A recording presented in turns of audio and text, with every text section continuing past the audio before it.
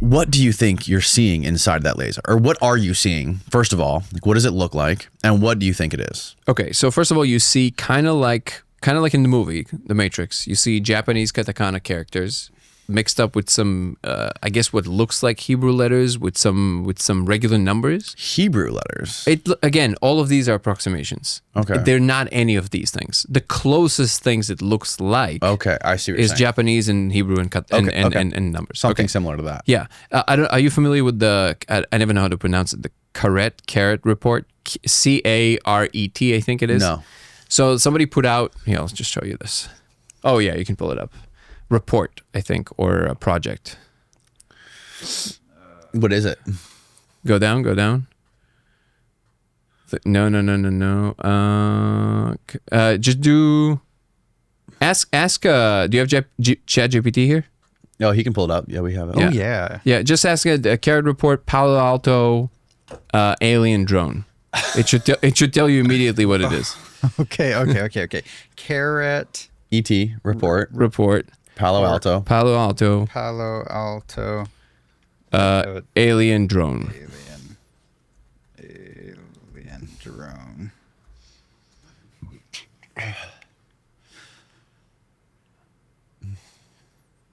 Yeah, so it's correct. Application research. Yeah, this is Commercial applications research for extraterrestrial technology documents, first released online in 2007 by an anonymous source known as Isaac, detailed alleged advanced alien technology supposedly studied at the Palo Alto laboratory called PACL in the 1980s.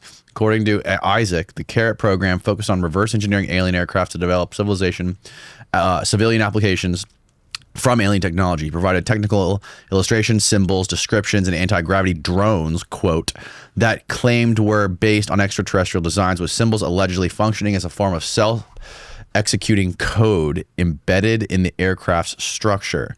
right. There's been UFO alleged UFO crashes and debris that have been found that do have inscriptions on them. Have you ever heard of there's been like UFO crashes, even Roswell was one of them, where they have pieces of or debris of these crafts that they're finding that have inscriptions in them. I need to see it because people tell me all kinds of things. And I just Steve, type in do another tab, type in Roswell crash.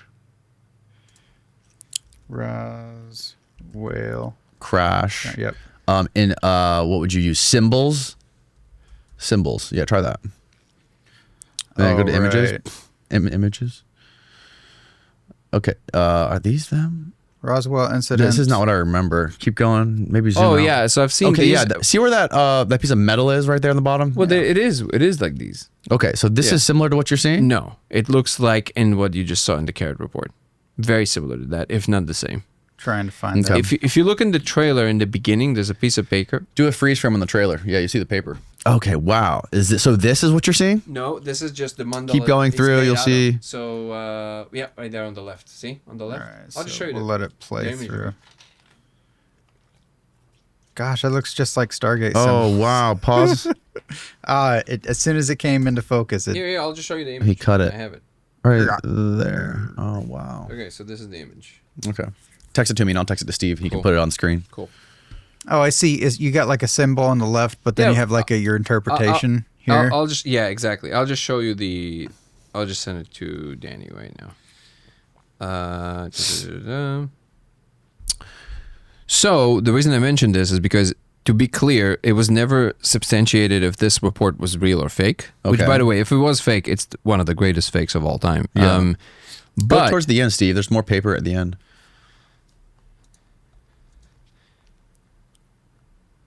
pull it up right now. Almost there. Yeah, so that thing on the left. Oh, by the way, I have. I'll also text you all the stuff from Carrot because I have Okay. a bunch of the images. Okay. I'm just gonna text you all of them, so you can later look at them. Oh, here it is. Okay, great. So we have everything. Here we go. Are you going to send it on WhatsApp? Yeah, I think Okay. that's the fastest. So, So okay, you can pull it up right now. There's last night after I basically came back into my body after like the most extreme part of that trip, I was kind of like more in reality. Things were obviously like I was experiencing more of like a 3-dimensional world. The edges were crazy. But I wasn't like hallucinating or anything. I wasn't like seeing things moving or whatever. And I went over there and I looked into the laser, and I looked through the laser, and it's clear that you could see a pocket of space. So we shined it on a door, a white door, and behind that door, there was a very obvious pocket of space behind the laser. So I could see like a cavity behind the door. And what I saw was essentially, the best way I can describe it is like millions and millions of little gears all connected and spinning. And they were so tiny, they were like specks, like static.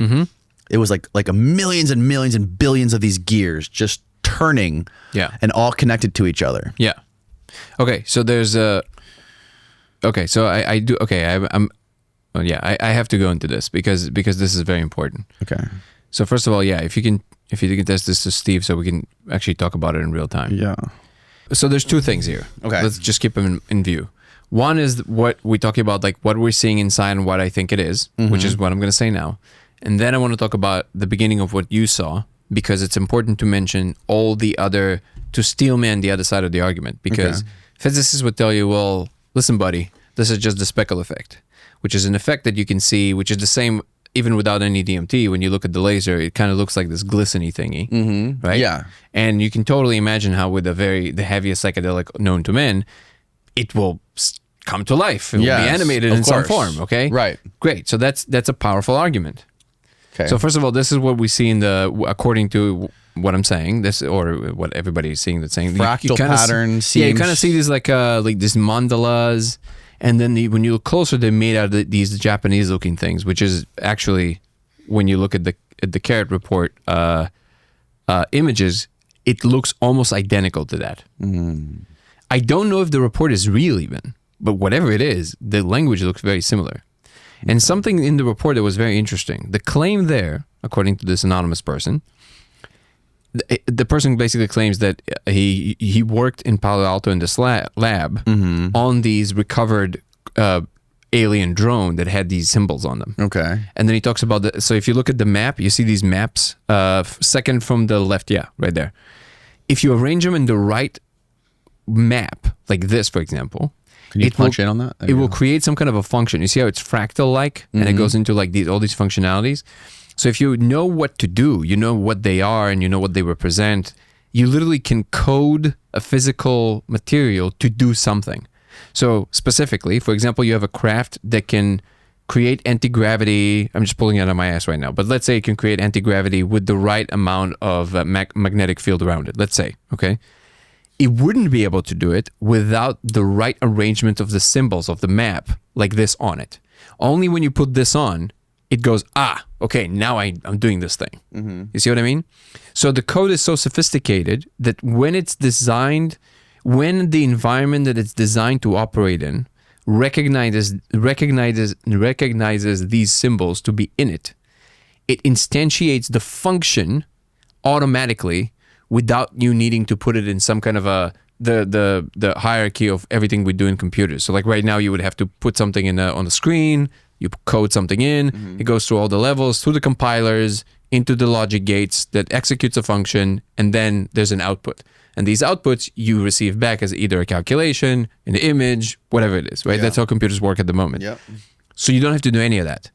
The proposition in this report, which I found very interesting and somewhat accurate to what I kind of already gathered from the space, is that the code is so sophisticated that it can literally code for the functionality of itself without you needing to put it through this chain of commands.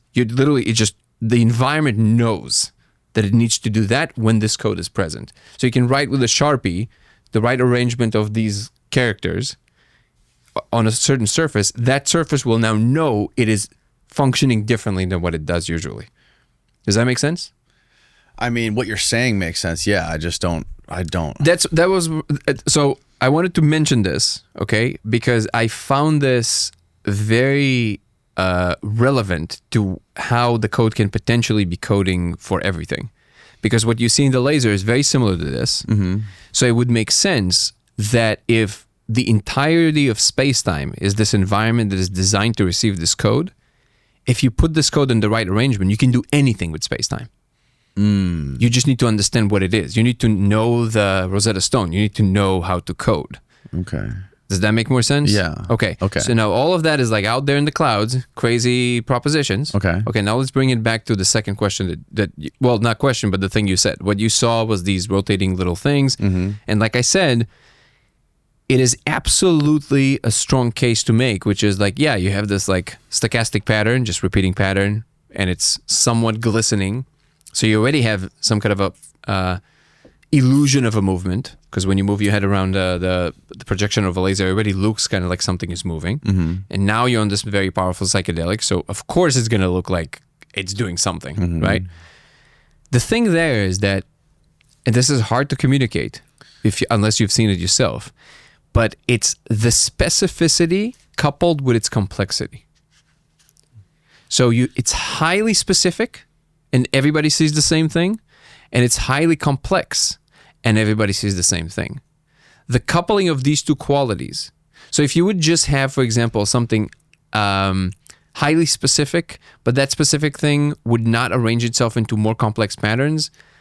For example, like if you would only like see like little things that kind of look like letters, but they kind of like shiver in one spot, then I would say, yeah, like then that explanation that we just mentioned, that is just like a speckle effect that jitters, Right. and then you have a psychedelic substance. Now it makes sense. Yeah.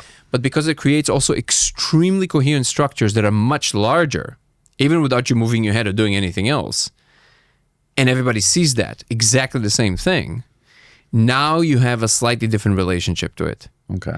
Also, another thing to mention is that there is a quality to it, which is the first video I put out about it, I didn't really know what to call that quality, so I called it epistemologically sound, which just what I meant by that is that the way it appears communicates to you that it's real. Like there's a rigidity and insistence of itself to be itself, the same way that everything else in regular space operates. So like, would you postulate that this can possibly be hallucination, this mug right now? No. Why? Aside from the fact that you know that nothing happened that should suggest that this should be a hallucination, but there are specific qualities of this. Let's say we would have... Well, it technically is a hallucination, right? Because our brains create this. There's like what Gallimore talked about was like the brain filter hypothesis is that our brains are filtering reality into a way for us to be able to survive and get through the day and to function as human beings. Kind of like what we were talking about last night with evolution, how evolution's... Correct. In fact, his book, Reality Switch Technologies, is one that I always recommend all the time to people. I think it's right behind you, the blue one. Yeah, Yep. Great book. It's a great entry point because it explains really well, even without anything that I'm saying, why specifically with DMT, which is what he's explaining in the book, it's very difficult to explain it away as a hallucination in terms of what we understand about neuroscience and how the brain works, which Right. is exactly what you said. Yes. That the brain mostly ignores information. It doesn't project information. Right. So it already has Yes. world models. It's a right? filter to help us survive. It basically prevents information from coming in unless the information disagrees strongly with what the brain thinks is going on. Then it goes, whoa, it's not what I thought it was. And then it goes, like, there's an error signal, and then it corrects. It searches for adjacent world models, or in the world model, like adjacent structures, like, okay, it moved to the left, no problem. So now it will correct. But the brain is not like you're receiving information from the outside like a camera. It doesn't work like that. The brain projects a guesswork. It's almost like a model of the world. And as long as whatever is coming from the quote unquote outside, we're not going to get into what that means at the moment, but whatever it is that is we call physical, as long as it agrees with what the brain thought it was, the brain just ignores that information. So everything you're Right. seeing in the room right now, but this is important. I know you know this, but it's important that listeners understand this. This is a crucial point. That everything you see in front of you, if you're just staring at a static room, like if you, whatever, like this ruler over there, whatever that is, my brain has a whole set of neurons responsible for particular angles that exactly positioned this way. Yeah. Particular colors, particular textures, and it just projects all of that as a model. Yeah. And everything that's coming to me right now from the room, you are, when you don't move too much, like just this way, literally everything, all the photons are coming, informing my brain about what's going on right now, my brain ignores. Because it's exactly what it thought it was, so it just projects from the inside the model, and that's all it has to do. It actually preserves energy this way. Yes. When something surprising happens, if all of a sudden a crow is going to fly into the room, the brain will go, whoa, I didn't expect that. There's going to be a neurological, there's going to be some kind of reaction of my body, but also the brain will go, wait, I didn't expect that to happen. It will allow more of the information from the outside to inform what is going on, because now it has to pay attention to what's going on because it's new. It's not what I thought is going to happen. But a brain have seen a crow before. So in that instance, it will be like, yeah, it will be surprising for an instance. But very quickly, my brain will go, okay, I get it. Like a crow flew in. Right. Okay. But if you have something that is so outside of the possibilities that the brain has ever seen before, like the DMT space, it's going to start struggling because it doesn't have world models for that. Right. It's looking through all its documents and going, this is nowhere. We don't know what this is. We don't know what this is. So it goes into this like, and we didn't sort of climb a ladder. We didn't start from point A and like gradually get ourselves to point X, right? We're just jumping from A to X. So we're not building that understanding or that scaffolding, if you will. That's a great point. Yeah. That's exactly what it is. It's just kind of surprising, and it's an island of information versus a map of information. Right. Exactly.